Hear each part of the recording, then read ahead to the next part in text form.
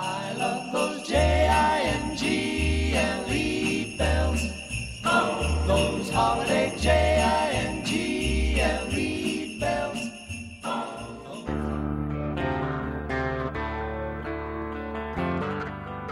You're listening to Guitar Talk with Dave and John.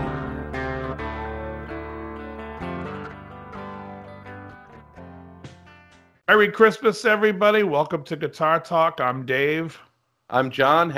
So I got something interesting in the mail. I don't know if you can see this. This is a pack of strings from a company called String Joy, and if it's making the image backwards, then it's not. Yeah. Anyway, so I got this pack of strings in the mail the other day. I don't know who this company is, but oddly enough, they knew that I use 10 to 52s. They're made in Nashville, Tennessee. Wait, they not only knew you use 10 to 52s, they knew your home address. Yeah. I don't know what this is. Yeah. I've never heard of the company before. But on top of that, I got a weird little handwritten letter that says, "Thanks, John," from somebody who, oddly enough, is named John.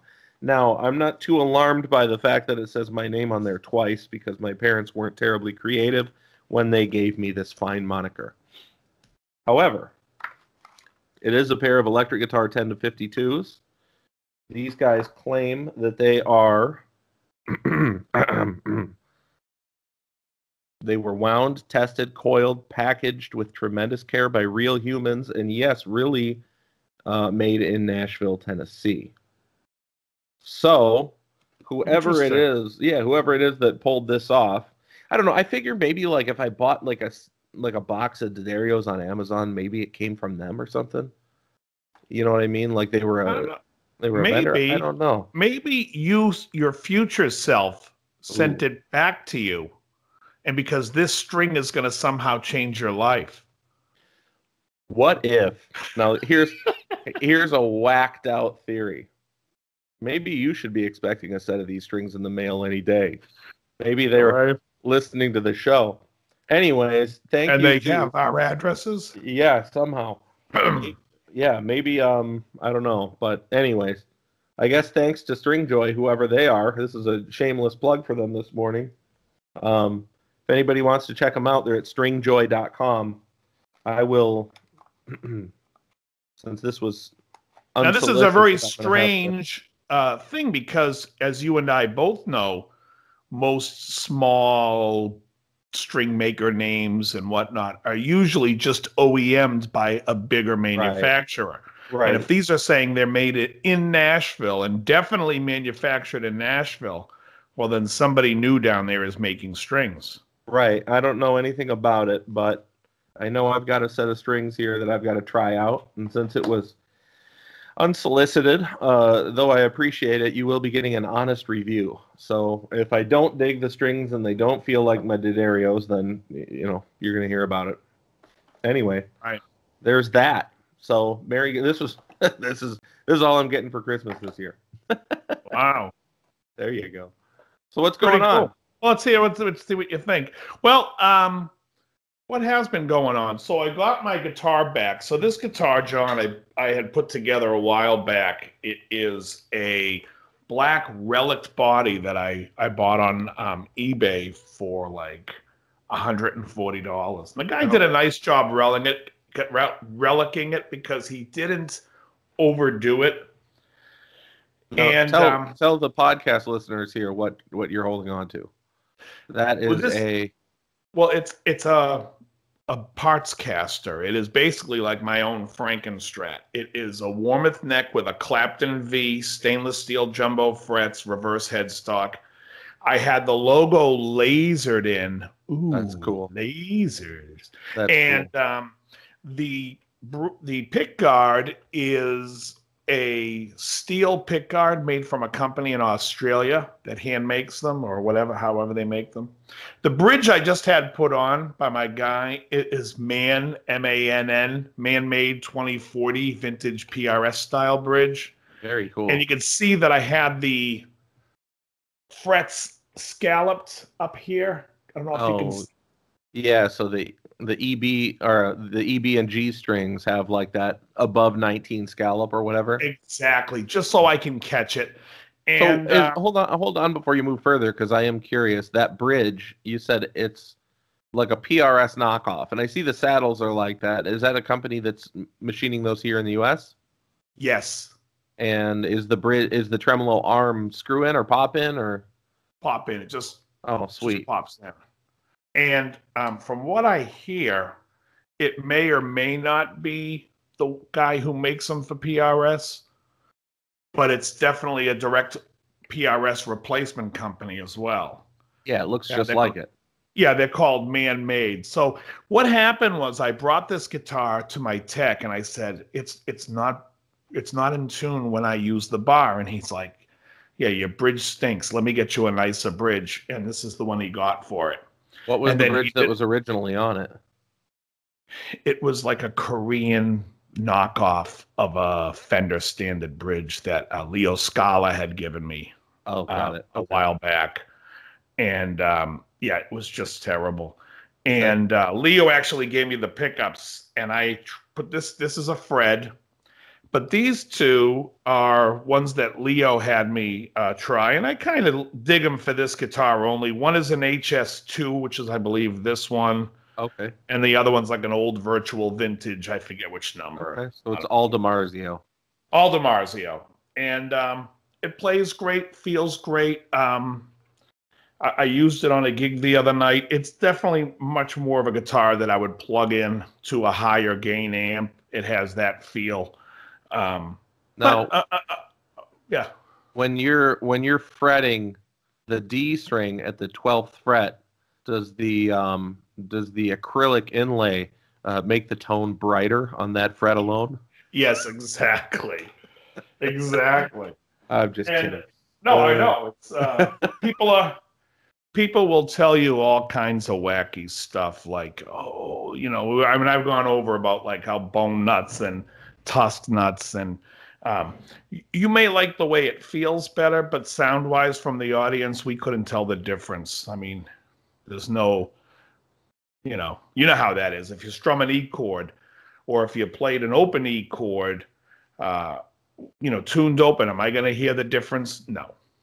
Sure. So what did you have done to that guitar? You had the bridge put on. Was that it for that round? Scalloping. Scalloping. That was done this time around. Oh, I thought that was already done. No, that was this time around. So you've got that on a few of your guitars now. I do. I have it on maybe 3 or 4. It's just something that I really like, especially what I found was when I'm playing, especially the more live that I play, if I have to do any type of run where I have to land on a high bend, I'm always like, I hope I get under the string. Right. Now I don't have to worry about it. And it's like it doesn't affect the change of the feel of the instrument, because everywhere else it feels normal. But once I get up to that 17, I just have that easier grab, it's really nice. Right. I recommend, and it's only on the 2 strings that, I don't need that grab like that scallop feel on the 4th string or even the 5th. I don't care for it. So right. Now, for years, I remember hearing people that are not necessarily in the know, shall we say, talking about how a scalloped fingerboard allows you to play lightning fast, because Yngwie obviously plays lightning fast and uses a scalloped fingerboard.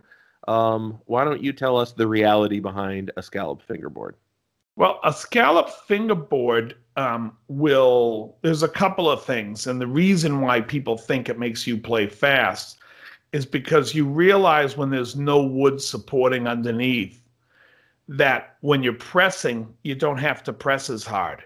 And so if you're playing a quick run and you realize you can use a much lighter touch, well, then you feel like it's faster.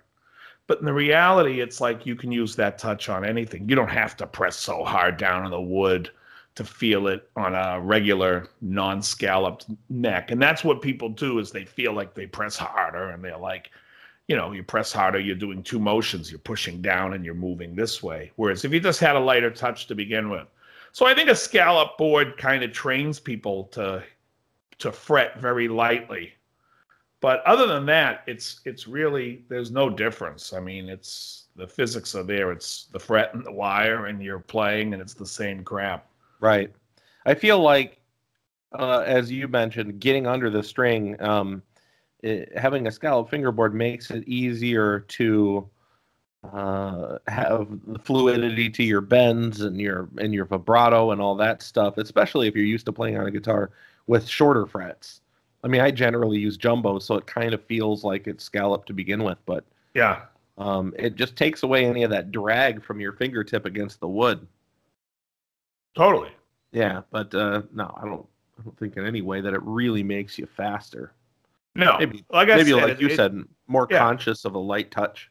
That's right. That's all it does. Because what happens is if you're playing the old way that you would play, where you're pushing down to the wood on a scalloped guitar, that pressure will cause the note to go out of tune. Right. Because you're pushing so deep down, now you're putting a bend into the string. So in that respect, you have to force yourself then to start playing a lot lighter. But again, I'm only using it on the high 2 strings, really. The 3rd string, it kind of comes out of it, and you don't really utilize it for that. I don't have a problem getting under the 3rd string. It's just that first 2 strings. Otherwise, before, what I would have to do is I would always have my high E string sit a little taller than people would pick up my guitar, and they're like, "Oh, your E and B string is oddly high." And I'm like, yeah, because I can't get under it when I put my hockey mitt of a hand underneath it. I'm trying to get, you get a 50-50 chance of scooping that string. Yeah. But yeah, so it basically just makes it so, I mean, it's out of laziness, and it just has a better feel. There you go. Yeah. Well, it looks cool.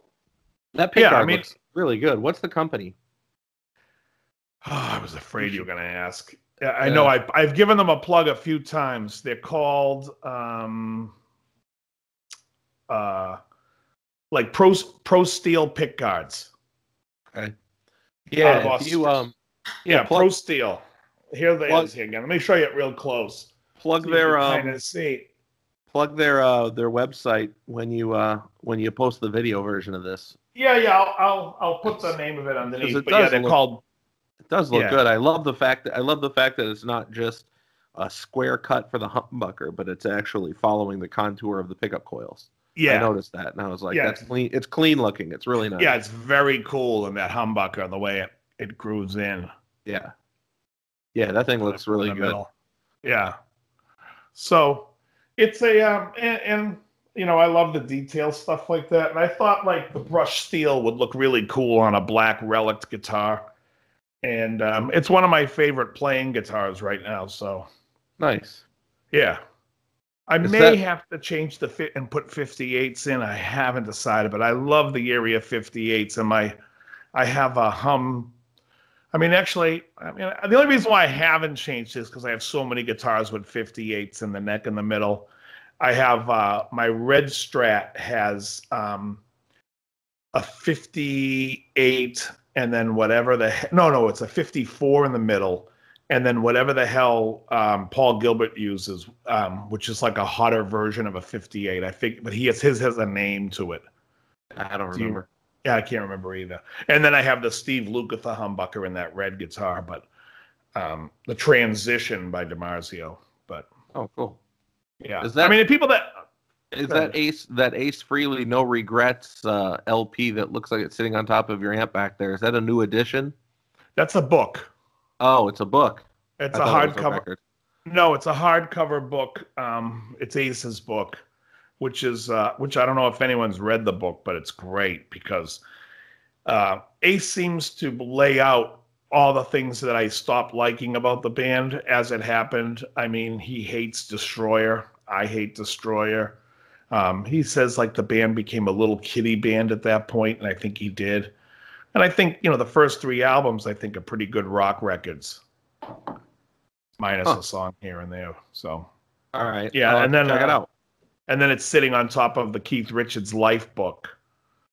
The Keith Richards bio. Huh. Yeah. All right, yeah. That book will never end, as the old joke goes. Right. Exactly. Keith. I don't think people can see it though Man. in this screen because when we're doing the podcast, it cuts off. So Right. That's why I thought maybe it was like an LP or something, just there Yeah. for the art's sake of it. And I really Yeah. you really can't see the Keith Richards book, but yeah, it's laying on its side. yeah.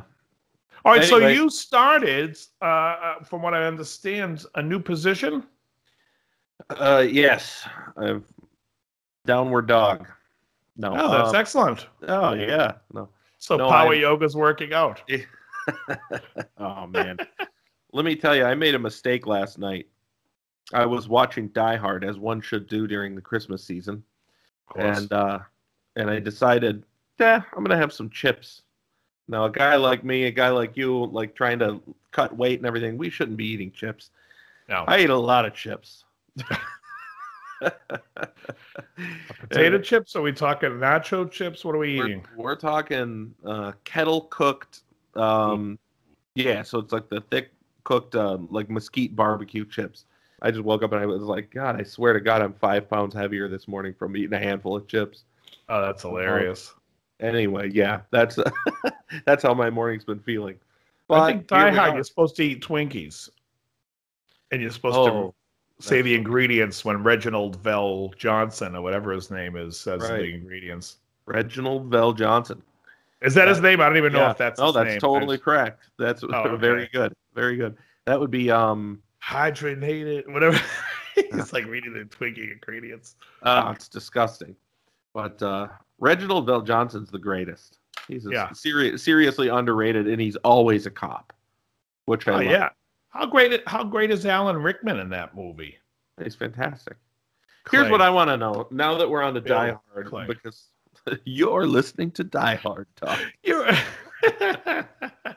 So here's my thought. I was watching. I ended up buying the whole series on iTunes. Mm-hmm. So I've got all 5 movies. For those who didn't know, there's 5 of them. Number 2 stinks. Number 3 is a reprisal, if you ask me. I think it's good, but anyway. I enjoy number 2 because I love John Amos. Right. John Amos, I mean, I get the John Amos thing, but yeah, anyway.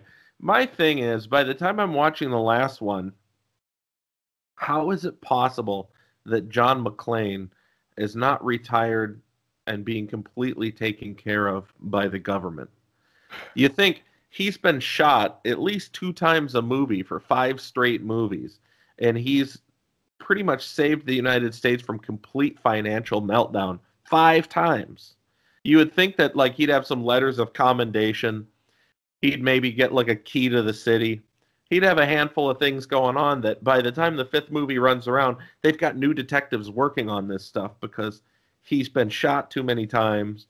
And, at this point in time, he's just sitting pretty. But instead, you're watching it and, all these terrorists, they get a hold of all of his information, his personal information, his financial information. And as you can imagine, he's still broke. He's still on a police pension, the whole thing by the end of it. And I'm just thinking, like, the dude deserves a little better. Which is the Die Hard with Hans Gruber's brother and moving all the trucks through the tunnels? Right. That would be Simon. Yeah, that's the worst one. Oh, that's the one with opinion. That's the one with Samuel L. Jackson. Oh yeah, it's terrible. I love that one. You don't like that one? Oh my God, it's terrible. That's the one. I like the second one better than that one. Yeah, I mean, is it the third one? Is that number 3? That's number 3. Die Hard with a Vengeance.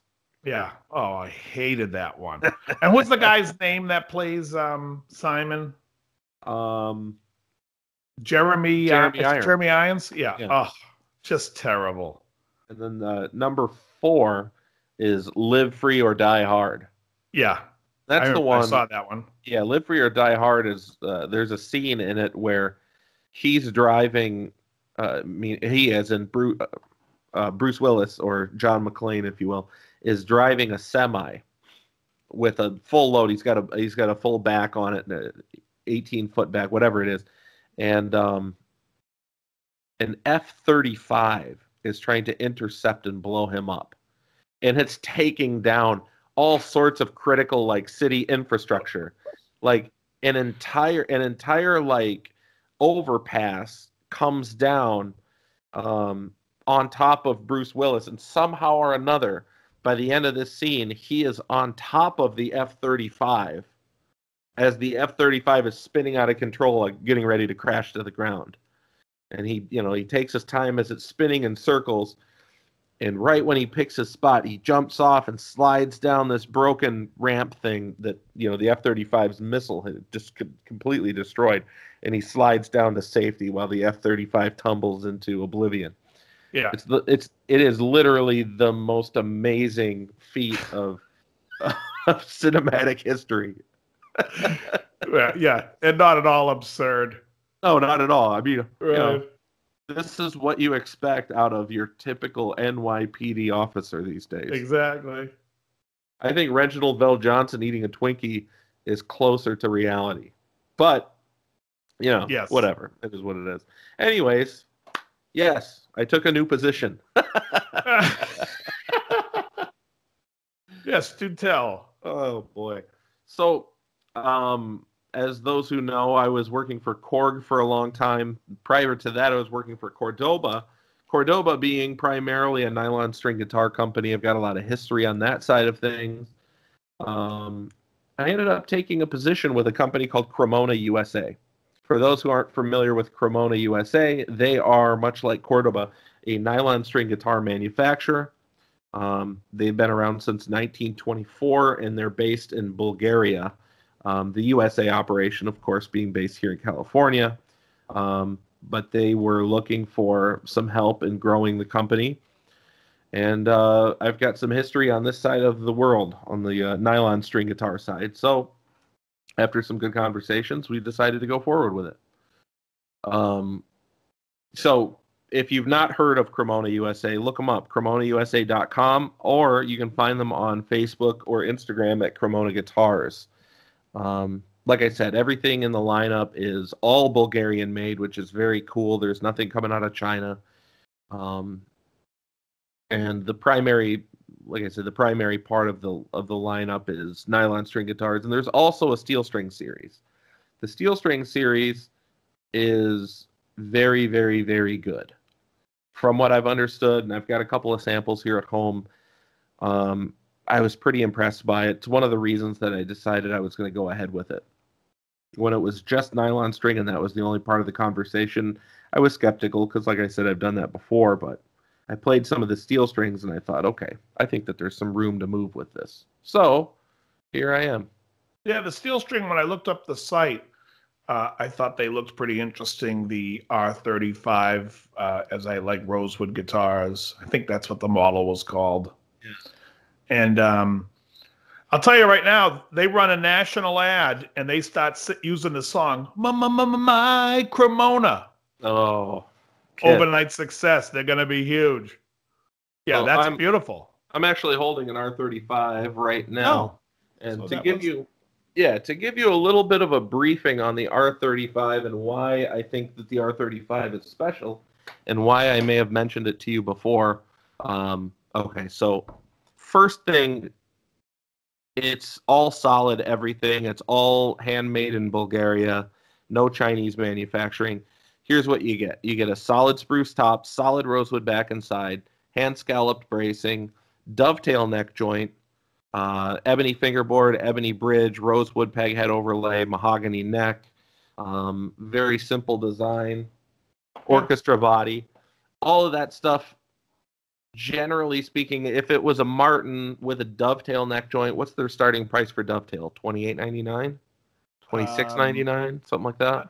Yeah, I'm trying to think of the model. Is that the That I think the 18 is where it starts. OM18? Yeah. Or the 0018? Yeah, either or. Anything in the 18 series is their very first intro to the dovetail joint. Everything prior to that is what, mortise and tenon or something. Right, but the 18 will have a mahogany back and sides, won't it? Right. Yeah. Yeah, I think you jump to 28 to get to your Right. dovetail rosewood series. Right. And I don't know what the price is on it, and it's American made and it's historical and it's a really good guitar, so don't think I'm knocking that. I'm just saying you're going to get a competitive instrument. In the street price on this is $13.99. And at Wow. $13.99, I was kind of like, wow, no kidding. I would expect that to be something like either a bolt-on neck or a simpler joint, but it's competitive in that regard with a Martin or with something else that's, with that feature set. It's going to be a lot more expensive. It's a very brightly voiced guitar, Okay. which is nice. So if you're finger picking, it's not going to sound too fat. It's Can going you to hold sound it up again? nice and sparkly. Sure. I'm just curious what they strung it with because it looked like they look like 80/20s from here. I know. Yeah. I would say so. Yeah. So if you wanted to darken it, you could put some phosphor bronze on there. It looks like it has a very Martin idea behind it. It looks like they got the double dots. Is that on the 7 or the 5? It looks like it's on 5 and on 7. No, 5 and 9. Sorry. okay. Nice.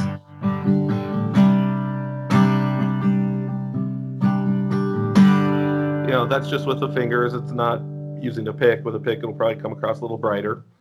Mm-hmm. But I thought, boy, this is a viable alternative to what's out there, and at that price, it's kind of cool. And it's really nice to know that this stuff is all being made in a small shop somewhere in Europe as opposed to in a massive shop in China. It doesn't necessarily mean that your Chinese guitar is going to be bad or anything. It's just there's something romantic about it not being made in China. That's all. You mean communist slave labor is not romantic? I mean, detail work takes small hands. I'll tell you, the sad truth is that you can't get a USA-made acoustic guitar under like $2,000. To me, is sad. In that type of quality and workmanship, like, to me, what does a D28 go for today? That's a good question. I think. All right. Oh, it's time for a whip around. Ba-da-bum, ba-da-bum, ba-da-bum. Well, we could use the match game music. Right. We need it. All right. You get to do the first guess. I'm pulling it up. All right. Well, I remember. I gotta close my eyes before it pops up. Go ahead. Hold on. So I remember that the 28V used to be in the 2s, and now I'm going to say it's probably like around 34. I'm going to say it's $25.99. Okay, for the standard D28, $25.99. I am going to counter with $23.99. Okay. All right, here it comes. All right, ladies and gentlemen, and the winner is Dave is closer. Really? You will be going to the what do they say in Price is Right? The showcase round. Right, exactly. $26.99 is the standard street price on a D28 natural. Oh my God. $26.99. And what were they going for 10 years ago? $19.99? Were they even over $2,000? Gosh, in the West LA days? Yeah. Yeah, maybe somewhere between $19.99, $21.99. I don't really remember. But I thought I think it's a lot. I think they were less. I think they were definitely under $2,000 because the HD28V was like about $600 or $700 more. Oh, the HD28V was such a killer. Oh, it's a fantastic. I think it's the best guitar Martin makes. That and the 0028V, which is the Eric Clapton model. All right, we've got that one pulled up as well. I can't see the price. What is the HD28V currently selling for? My guess would be somewhere. I'm going to go high on it. I'm going to say $34.99. Oh man, I am going to shoot. Yeah, that's right where I was going to land. I'm going to meet you there. I'm going to say 3,500. Oh, I take this round. $36.99. It's $1,000 more for forward shifting bracing and herringbone. It's a $1,000 upcharge. And a better neck, and the V-neck. Oh, that's right. But it's the same material. They're just carving it slightly different. Right. Yeah. Here's something interesting. On the standard D28 on Sweetwater, when you highlight the tuning pegs, you see the Grover stamp in it. So they're using Grover pegs on that guitar. This one, the peg heads are stamped with Martin and Company. They look the same, but it's a different stamp in the picture. I wonder if Waverly is making the pegs for the Martin HD28V, or if it's just a picture from a different era. Maybe they're using the same thing, but in I don't know. I think Sweetwater takes a picture of the instrument that they're selling you, don't they? Oh yeah, that's probably true. So okay, that's a good point. Yeah, I think. We could talk for days what a brilliant company Sweetwater is when it comes to how to handle the internet and being the first at really doing that really well.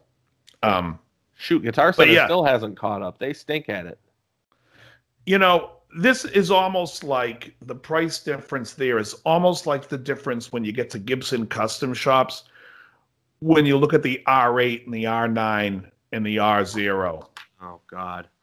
You have a 59, 58, and a 1960 custom historic Les Paul where everything is identical. The pickups, the paint, everything they do is identical except for the wood, the shape of the neck on the back.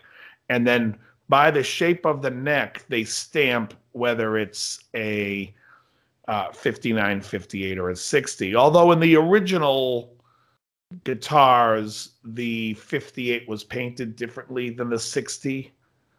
And the 59 and the 58 were painted differently. The 60, they finally figured out how to paint the red where it won't fade. But on the 58 and 59, the reds were painted, I think, last. And that lifts off first, which is why you always see iced tea burst and honey burst, just so people understand what's going on with all those bursts, because I don't think nobody ever really talks about it. Gibson made a tobacco burst and they made a cherry burst. And every other color burst that you see now being made by Gibson is a product of what those colors look like when the colors lift and fade. So like a lemon burst is basically like when the red is lifted off of a Les Paul, off of a cherry burst guitar, you're left with lemon burst. Bourbon burst is when the brown, the deepness of the brown gets lifted off of the tobacco burst. It has like a maroon type of color to it, and that's the bourbon burst. So these colors are like what the colors look like after nature has done some work to it. But that's what those colors are. And people don't, it's like, the original colors were cherry burst and tobacco burst. And all the guitars now, even in the historics, they're all painted the same. It's not like they're painting the 58s and 59s the way they did in 58 and 59. They're painting them so they last. They're painting them the way they did it in 1960 on anyways. But those prices are completely arbitrary to what they think people want in the neck shape. So basically, if you like a big fat neck, you're better off buying the 58 because it's the cheapest of the three and it has the fattest neck. All right. Well, insane. It's a great segue. I had a situation this weekend where a friend of mine and I were going to one of our local music stores. He's got money burning a hole in his pocket from an end-of-year bonus that he's got, and he wanted to buy a Les Paul. Bear in mind, this guy's been telling me that he's, planning on paying all of his credit cards off, which, the moment that he gets the money, it's like, that's not going to happen. Right.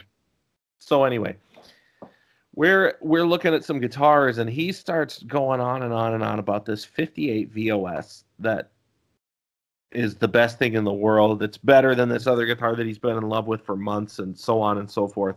And so we get to the store and we're looking at it.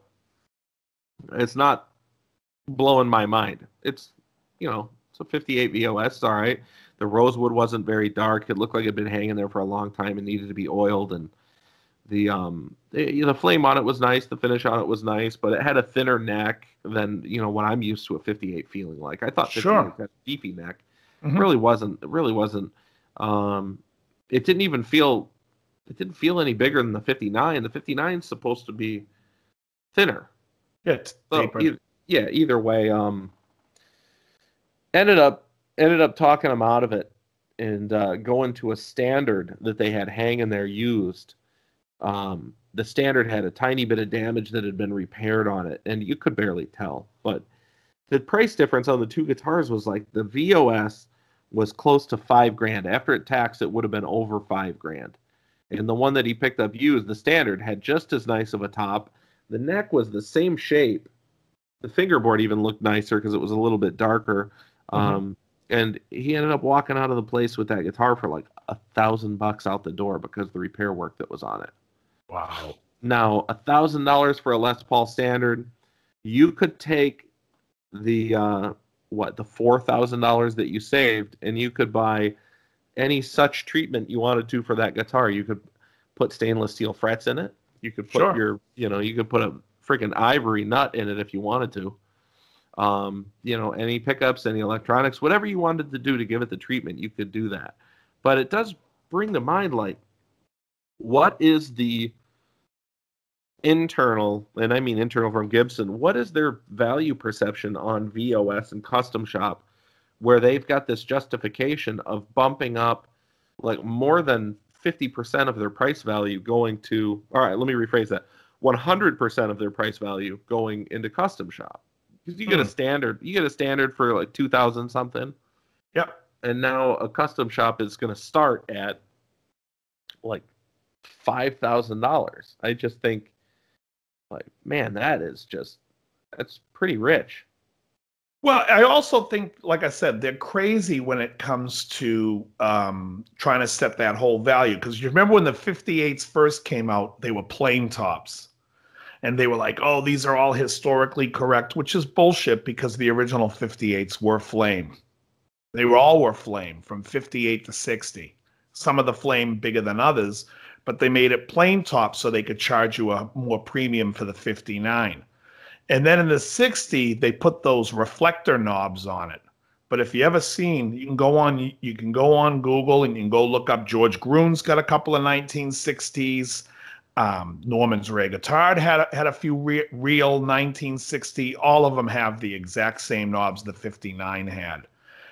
But they go back, and I call it the commie historian. They go and they change it to make it a less of a value to build up the 59 to be, this 9,000. Because when they came out, they were like 8,000 or 9,000 for the 59, and you could pay, I think it was 6,000 for the 60 and 4,000 for the 58. And these are all identical instruments. Well, here's something I'm looking at right now that's shocking me. I don't understand this one. All right. What do you think is more expensive? A historic 57 gold top VOS or a historic or a historic 57 VOS in ebony, Les Paul custom ebony? So you get so a Les Paul custom in ebony, yeah, or a gold top 57. Yeah, both of them are VOS. Both of them are 57. One's custom, one's not. My guess would be because the black customs is all mahogany, and they're also they're not as sought as Holy Grail as the real 57 gold tops. I'm going to say the gold tops more. Okay. Well, you're incorrect there. Now let me ask you this other question. I pulled up Auto Trader. Uh-huh. What do you think is more expensive? And this is for gigging musicians.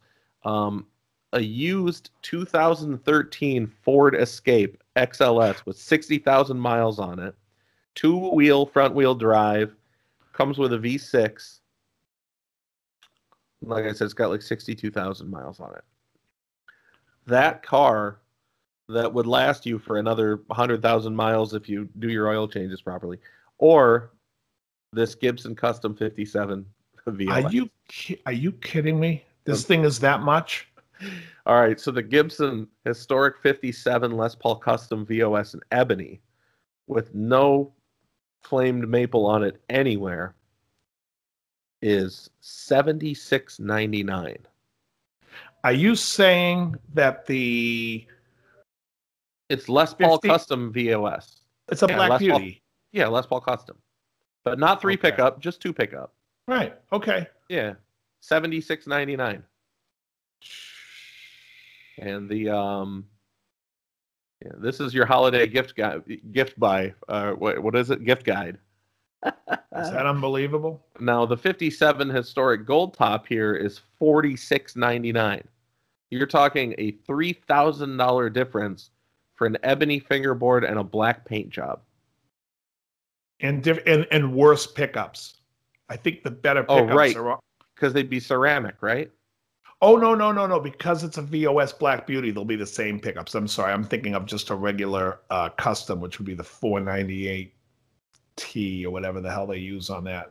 I'm going to look it up right now. They both should have...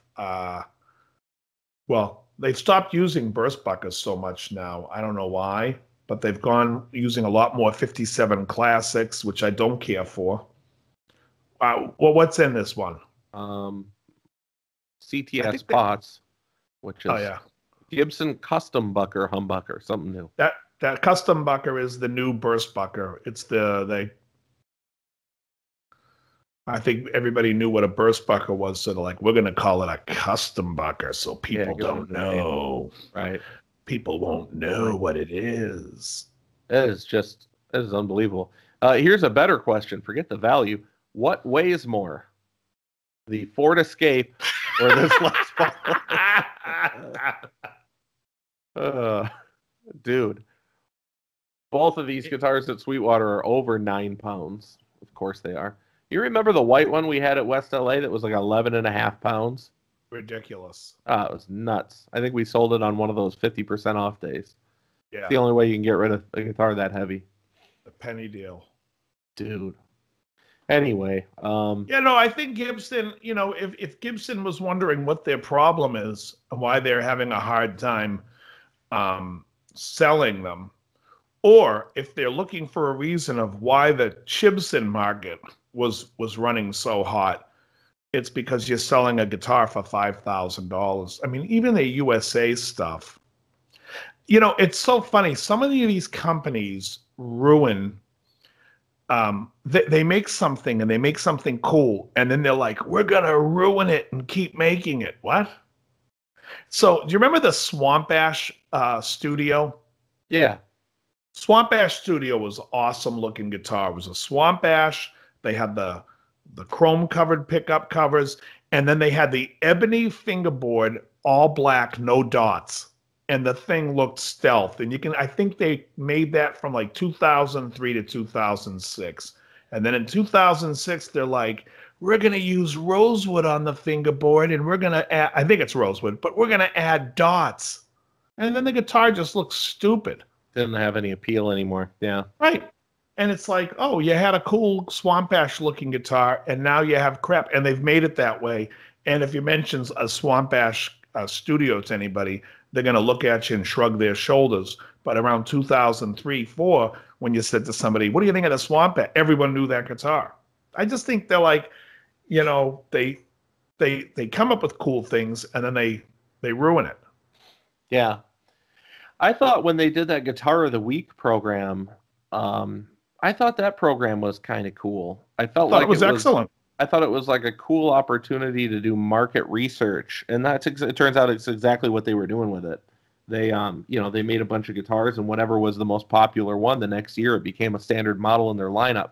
And then all of the value from having that really cool, like they only made 200 of these guitars for this 1 week, all the value that was brought forth by that was all out the window at that point. They did that was it Guitar of the Week or Guitar of the Month? No, it was Guitar of the Week. It was? That's a pretty cool idea. And the funny thing is at the same time they were doing that, somehow they came up with the reverse flying V. Which... That was one of the Guitars of the Week. And then the next year they made it an actual model, and it was, I think it was there was like thousands of them made or whatever it was. Yeah, they still called it limited, I think, but it wasn't limited like the 250 pieces of the Guitar of the Week program. I guess by definition of the word limited, everything is limited. True. Right? Because yeah, the planet won't be here forever. So no, not at the rate these things are going. Please, yeah, I don't know. Not if Gibson is still spraying nitro. I'm really curious to see how this company turns itself around with the new CEO. This guy came from the fashion industry. I think he was he CEO at Levi's or something like that? Yeah, something like that. Yeah, I don't know the guy. I don't know much of his history, so I can't really comment. But I am curious. They need somebody in there that's got not just a sense of like business and business and business must grow, but like we're a historic guitar company and we make the best stuff there is, and that's how we're going to proceed. We're going to be the best. Here's a great question for you. What do you think? Because I have my answer of my opinion. But what do you think if you think of all the classic brands that are like iconic and classic?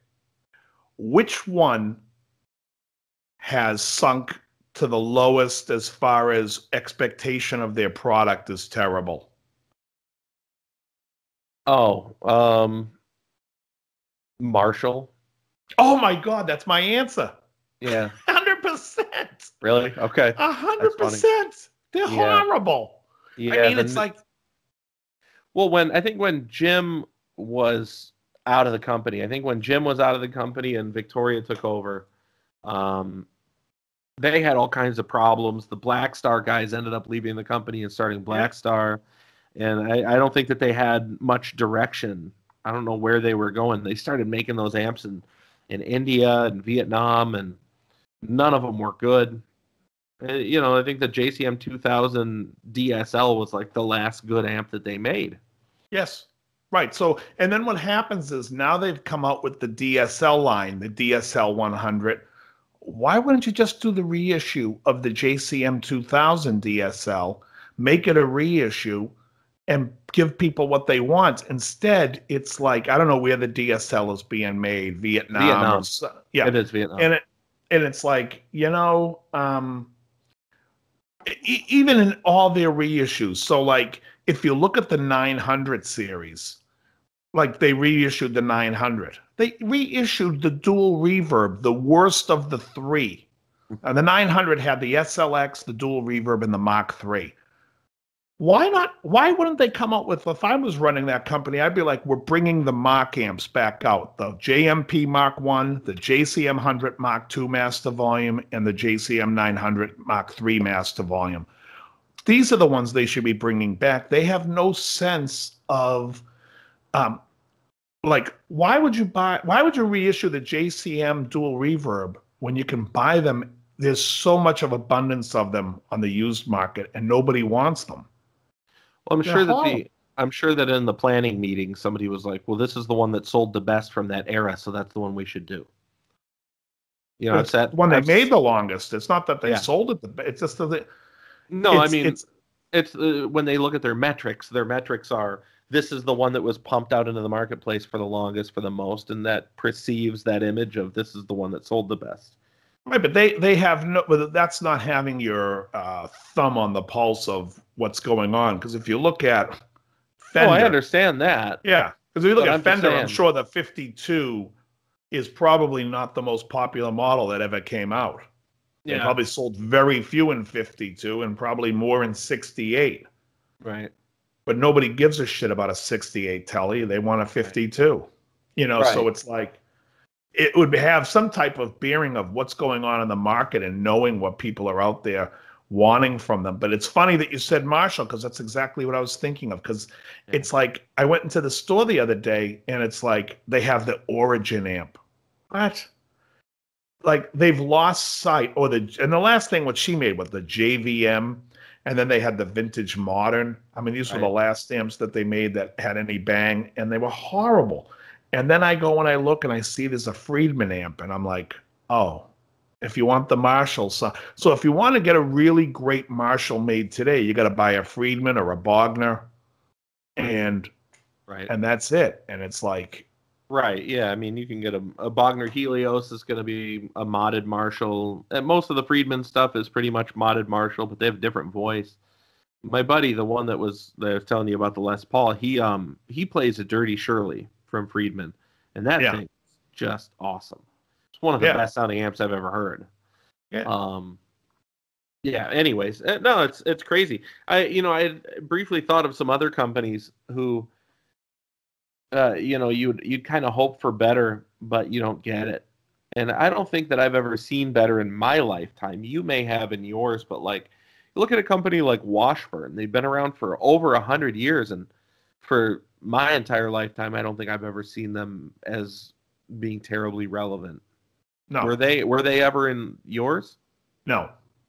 No. Interesting. Yeah, it makes me wonder what they're doing. Yeah, but I think they're part of like that side brand type of thing. I mean, in the 80s, Washburn kind of tried to sneak in. Did they make the Wonder Bar? Yeah. If they made so I remember people playing a bunch of Wonder Bars when Kahler first came out, and Washburn probably had its most talons into the market in the 80s, and then they kind of slipped away. They really weren't anything great to begin with. And I think when I think of Washburn, I think of like kind of the road that Schecter went. You had a guy like David Schecter making the PT Telly, the Pete Townsend Telly, and he was making parts for Charvel when Wayne was running, when he had the repair shop. So they were buying parts. Most people think like Wayne Charvel was like this great guitar maker, but he never made guitars. His kid makes guitar. I think it's Michael makes guitars for the company Wayne, which is Wayne Charvel, but it's basically the company's on Wayne's name. Charvel was a repair shop, and they really didn't start making guitars till Grover took it over. But before that, Schecter was making their parts and Boogie Bodies, and Schecter was this guy and made a couple of guitars, and then someone bought them, and they became an import company, basically. Right. Now, they also have Shigeki over there, who's a Japanese gentleman who's actually a really nice guitar luthier, and he builds the USA one-off models, and they do make great USA models still with Shigeki. Yeah, I have one. Yeah, oh, okay. Yeah, I mean, so they're great. I mean, Shigeki's a great maker, but they're not making, that line is there because it's being financed by the company that basically becomes an importer-exporter. And Washburn was that same type of company. They were an importer-exporter, and they wanted to get that name back. And they actually hired Grover Jackson, I want to say like 20 years ago, to go in and try to regroup that company. And I think Dimebag was working with them as well, trying to get like a guitar made to do something when he left Dean. Yeah, there was all kinds of stuff going on, but those companies are basically import-export companies who have a USA shop that's being funded by the parent company of being the importer-exporter. Yeah, same because thing. I don't know how many guitars Shigeki's making a month. Probably not many. Yeah, it's... I don't know. I had heard from somebody that the BC Rich custom shop is actually an operation inside of somebody's house. Oh, yeah. Bernie Rico Jr. Yeah, they have the import-export company, but then the actual BC Rich custom shop is literally somebody's house. I always wanted, when I was a kid, a BC Rich Mockingbird, a USA with the R on the headstock. Ah, yeah, I get it. Yeah, and I think about it today, and I'm like, was I out of my effing mind? Those things are boats with 900 switches on it. Oh, man. Yeah, the switches alone add a pound. Yeah, this one here lights the tree on New Year's, and this one, it's like, the New Year's tree. Exactly. Well, it drops the ball. Yeah, exactly. Yeah, right. The New Year's tree. Hey, let me ask you.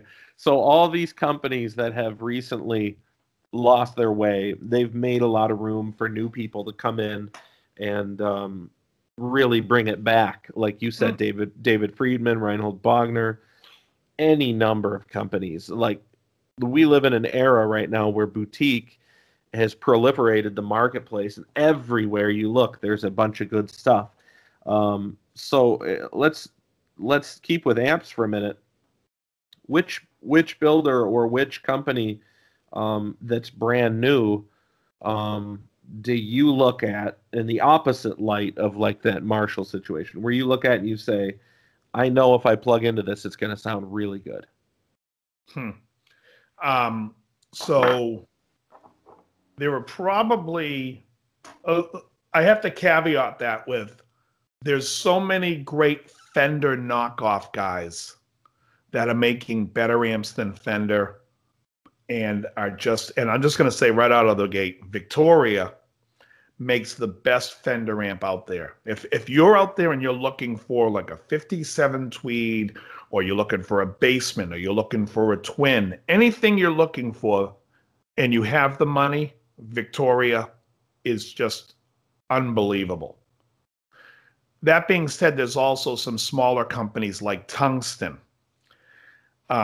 I think if you're searching for that Dumble sound and you really want that Dumble sound, which is phenomenal, I think the Andy Fuchs ODS2 is one of the best amps out there.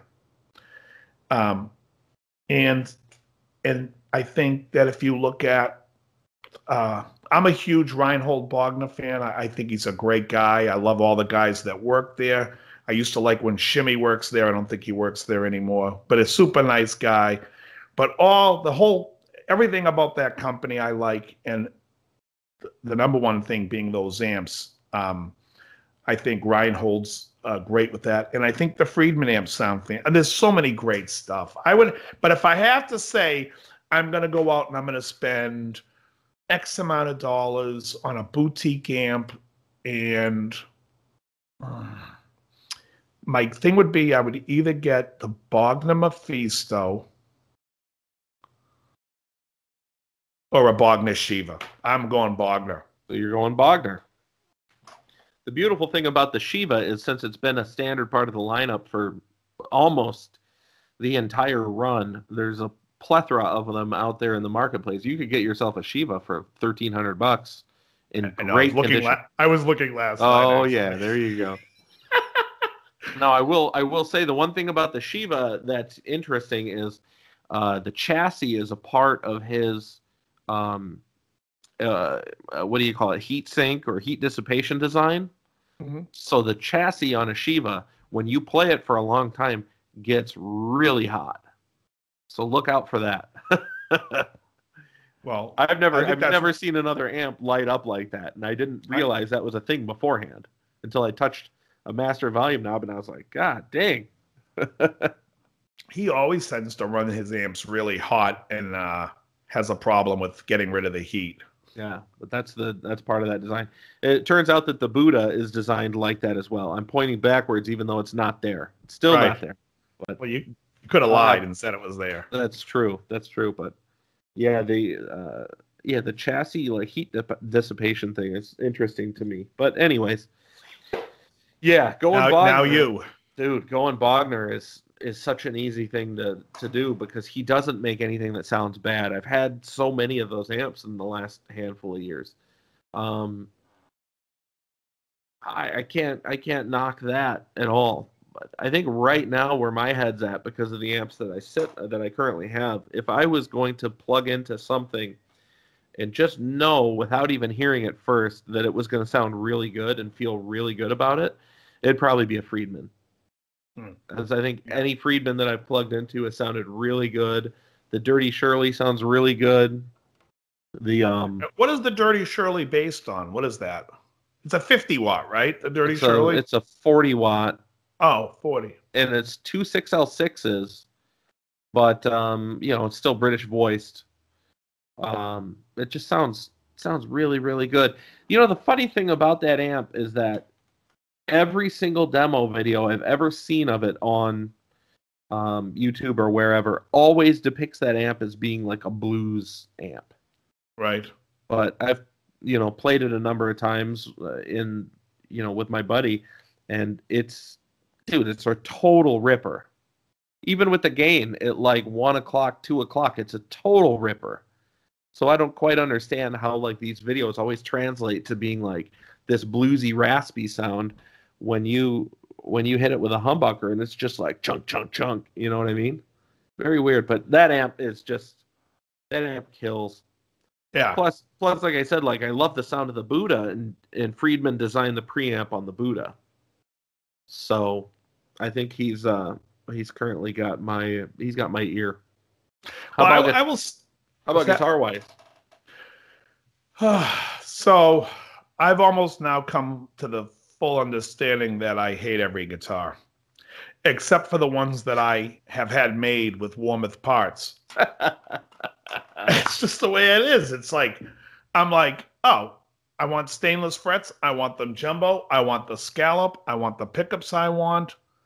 And I love scallops. Oh yeah, especially wrapped in prosciutto. Thank you. Dad's Brussels sprouts. That's my Paul Stanley.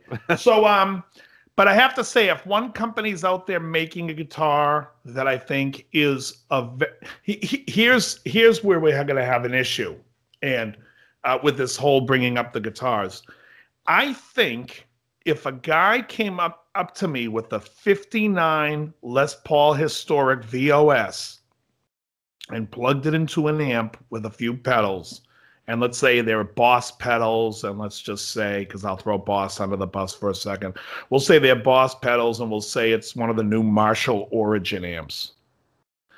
And now you have a guy that comes in with an Epiphone $200 Les Paul, but we put DiMarzio, let's say we'll put DiMarzio Freds in there for the sake of what I like. But we could even say burst buckers, and then put it into a couple of JHS pedals or Wampler or whoever you like, the Boiling Point by Rockbox, whatever you like, and we're going to go into a Friedman amp.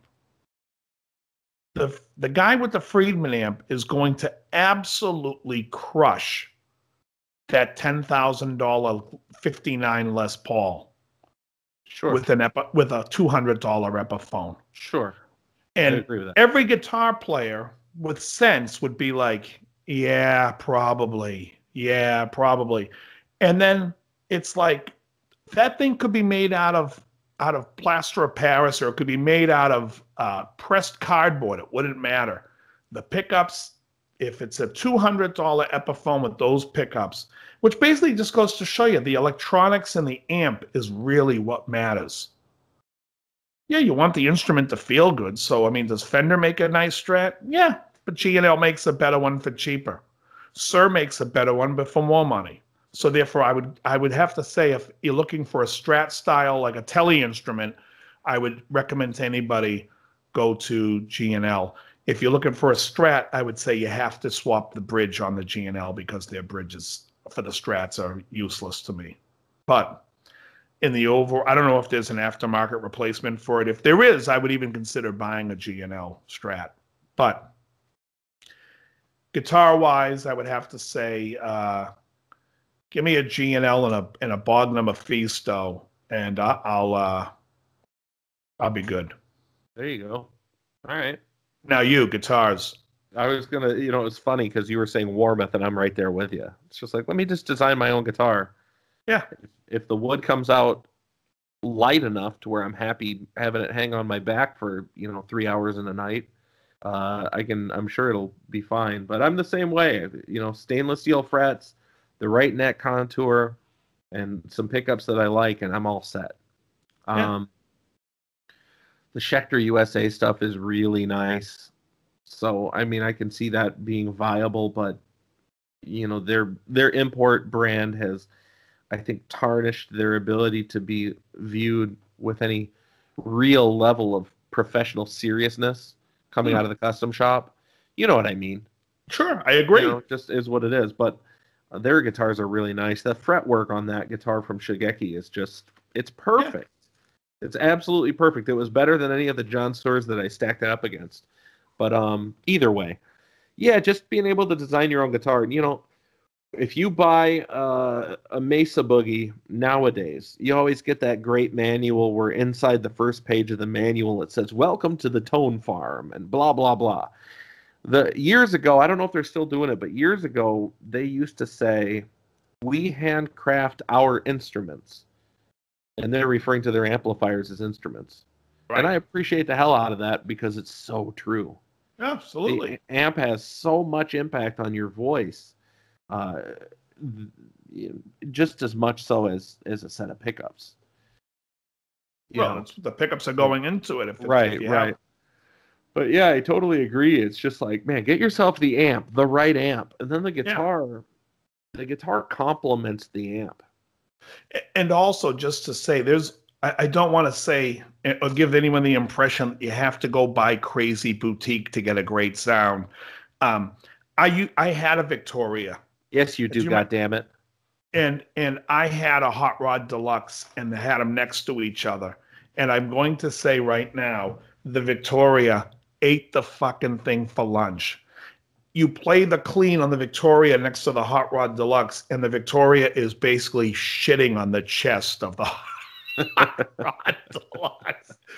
It is taking a smash. It is just killing it. Now, with that being said, the second I put my pedal board then, after not plugging direct, and I went into my buffer, and I went into my compressor, and I went into my boosts, and you play both, it becomes the great equalizer.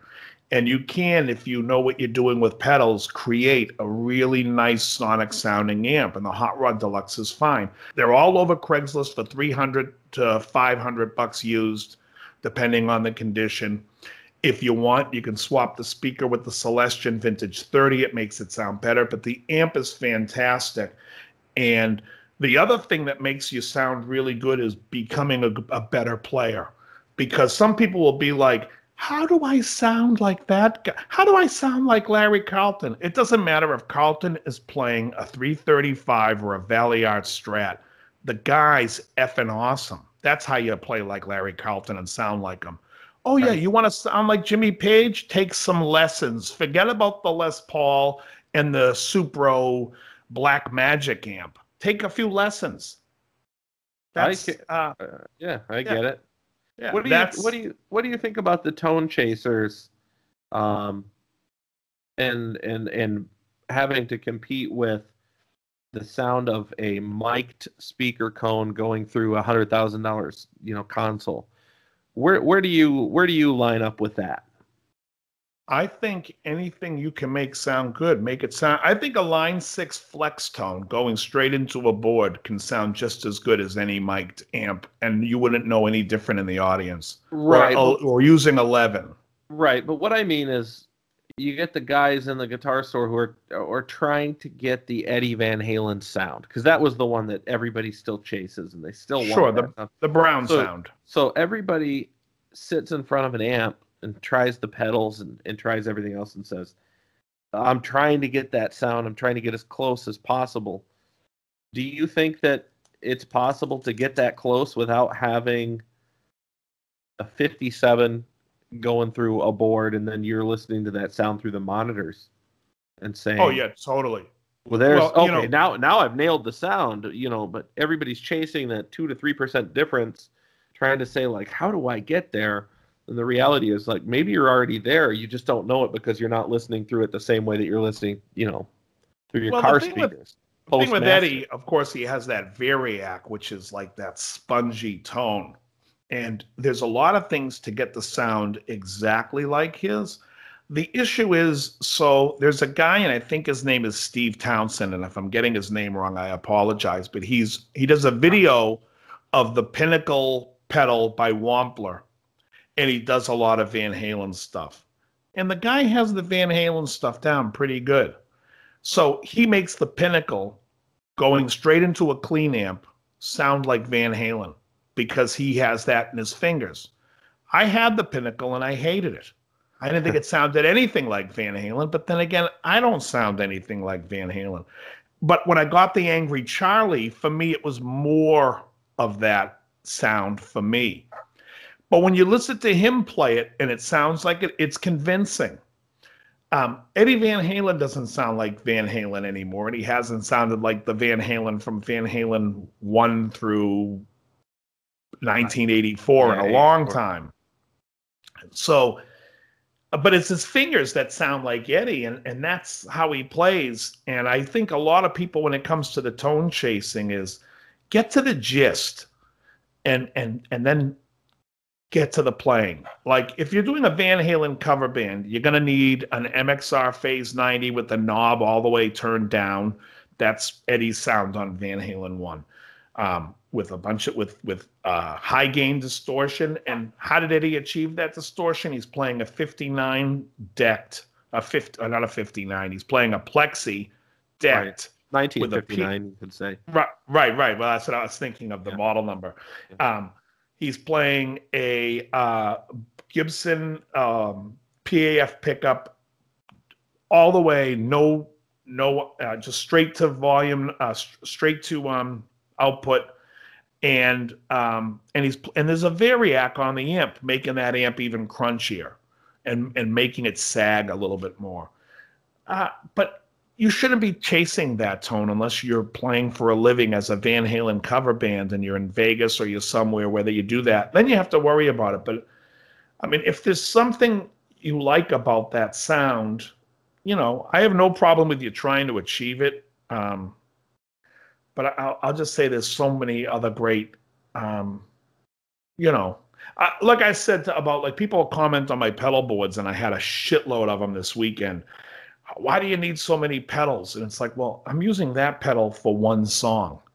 It's like, I'm like a painter, and that's my palette. And so I have to sometimes I have to use that color. Not a lot, but what's the difference? If I have to bring this suitcase of a pedal board out, I may as well make it so it has everything that I want. Right. That's how I look at it. And it's like, just do, get out there and gig. And a lot of people say to me, and it irritates me, they're like, I don't need that many pedals. I don't even use pedals. And I'm always like, yeah, but you aren't working. You know what I mean? It's like, that's funny. They're always it's that's my answer funny. to that. Yeah, you got a point. Yeah, I mean, like, they're coming up to a gig. I'm playing the gig, and they're like, I don't use any of that stuff. Yeah, and oddly enough, I've never seen you gig. That's a mystery.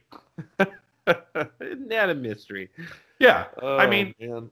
yeah, some people can play, go right into an amp and it sounds good. And if it sounds good and it's doing what you're doing, like you're playing in a blues band and it doesn't require you to have a lot of varying sounds, go for it. Well, it doesn't matter.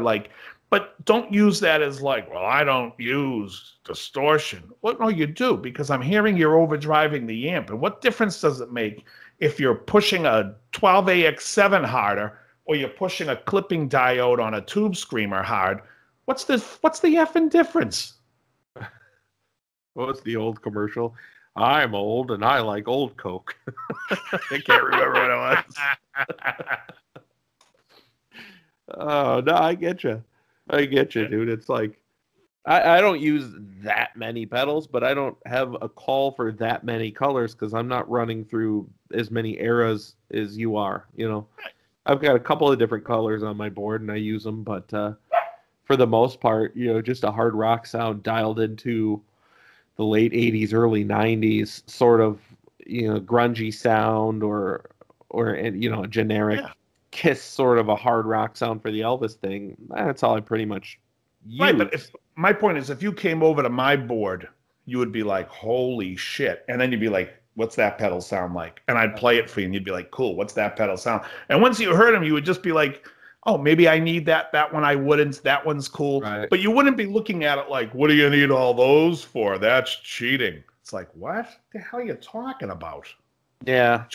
I don't get into that whole thing. I know a lot of people do the pedals are cheating sort of. Right. I'm like, The pedals are for you. It's not for me. It's for the audience. I want you to have the experience of hearing what the songs should sound like. As far as if I played a clean amp and it sounds like crap, people are going to be like, it reminds me of Dave Mustaine. You remember the old Dave Mustaine, I guess, would never use an alternate tuning. He thought it was cheating. He played everything in standard. That was like his thing. That's what Nick had told me like way back when, like that he didn't believe in it.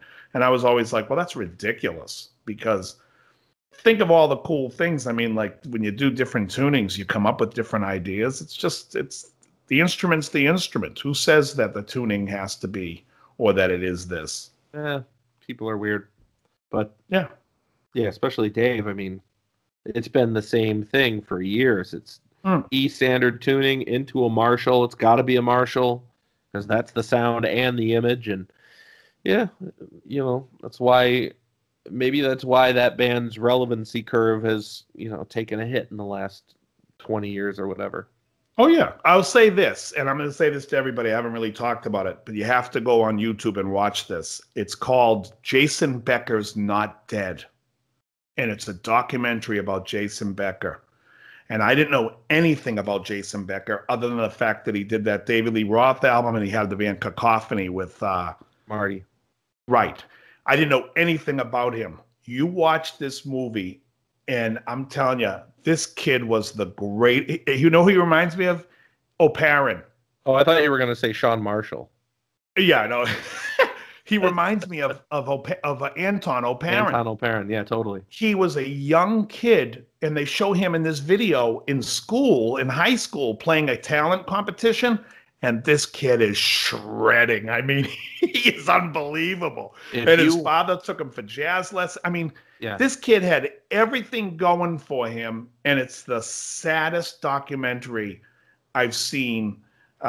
In fact, if anybody thinks like whatever your worries are in life, if they're financial and you're struggling to pay your rent and you're trying to figure out you need a better job, go watch this movie and go watch somebody who's still alive and been suffering in a prison of his own body for the past 20, almost 30 years. Yeah, he was supposed to be dead. Yeah. They told him he had 5 years to live. He wasn't supposed to live past 24. Yeah, it's a miracle. But the guy, yeah. I mean, I watched it and... oh, you saw it? Oh, of course. Yeah, I've been following the Jason Becker story since the 90s. Oh.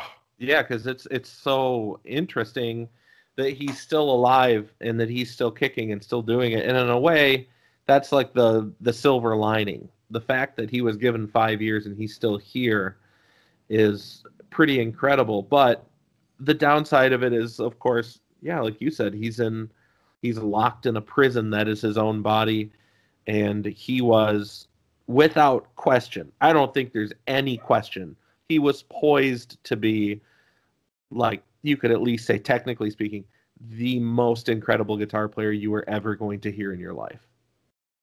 He was like Mozart. He was a genius physically and mentally on the instrument, and he was going to do things that were just ridiculous.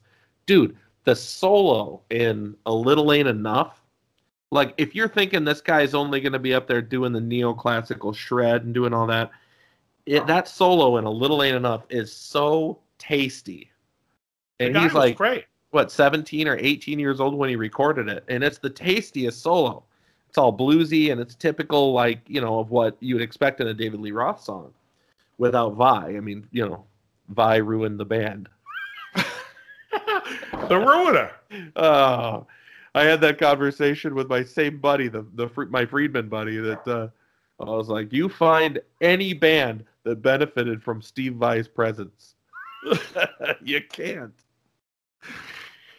Dude, you listen to like I was listening to the old Whitesnake as per your recommendation and listening to the guitar solos from like the Bernie Marsden era. And they're good. They're really good. Great. I didn't know that. I'm like thinking about like the way that Vi sounds and like all the later stuff, and it's just like it sounds too thin. Pick squeal, pick squeals. It's the harmonics and the dive bombs, and you listen to the original version of "Fool for Your Lovin'," and great. That is Was Bernie Marsden playing guitar? Was he the soloist in that song, or was it somebody else? I think it's Marsden. Yeah, Yeah. because who was the other guitar player? Mick Moody, I think. Yeah, Yeah, it was Marsden. Okay, yeah, he was a ripper, man. I didn't know that. It was great. Yeah, It was great. The band was great. I mean, I'll say this. You go the listen John to that Sykes song. stuff was good too. Oh, fantastic. Well, Slide It In was fantastic. And both versions, with or without Sykes. There's two versions of Slide It In. There's a UK pressing, which is without Sykes, and a US pressing with Sykes. Okay. Both are great. The pressing with Sykes is a little bit better. The mix is a little nicer. I think Keith Olsen went and remixed the record. But if you listen to Fool for Your Love, and that song has like crazy swagger, as much as Foreigner, there's a song called Lonely Children off of Double Vision. Those two songs are like, anytime I make classic rock mixes for my driving in the car, those two songs are on there. They're just monster classic rock songs with swagger, you know? Totally. I was listening to, and we got to cut this somewhat short, but I was listening to Judas Priest, British Steel the other day in the gym, and I was thinking to myself, you will not hear a more Marshall sounding album where it's like the solo in the song, what is that song? Oh my God, I can't even, it might be not, Grinder. The solo in Grinder is so, like, you hear it. If someone said to you, what does a classic Marshall lead tone sound like? I'd be like, cue Grinder. You know, it's like, yeah. Genius. Do you think that the gay dating app Grindr took its name from the Judas Priest song Grinder? Maybe. Or is that maybe Grindr is a term within like that community that I'm just not familiar with? Right. I don't know. I'm gonna go to the I'm gonna go to the bathhouse today, the Roman holiday, and figure out if that's a regular term. Unbelievable. Well, you know what's funny is when I was a kid, I remember seeing Judas Priest, and he came out and he's got all his leather gear on, and we're all like this going, yeah. And then as you get a little older, you're like, yeah. You start realizing him and Glenn Hughes from The Village People dress a lot alike.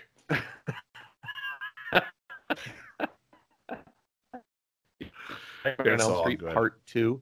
Do you remember the second Nightmare on Elm Street? Yes.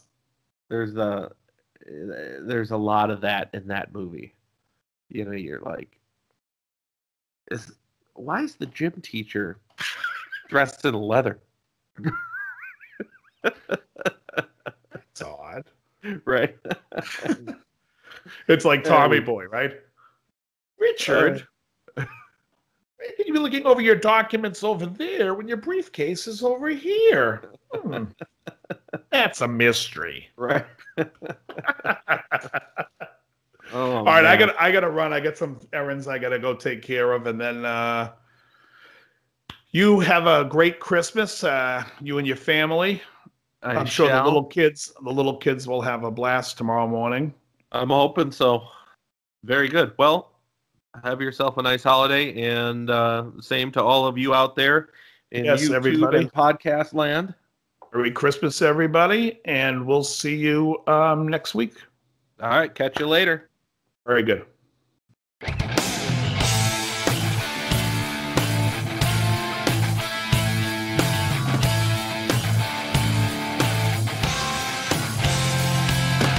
You're listening to Guitar Talk with Dave and John.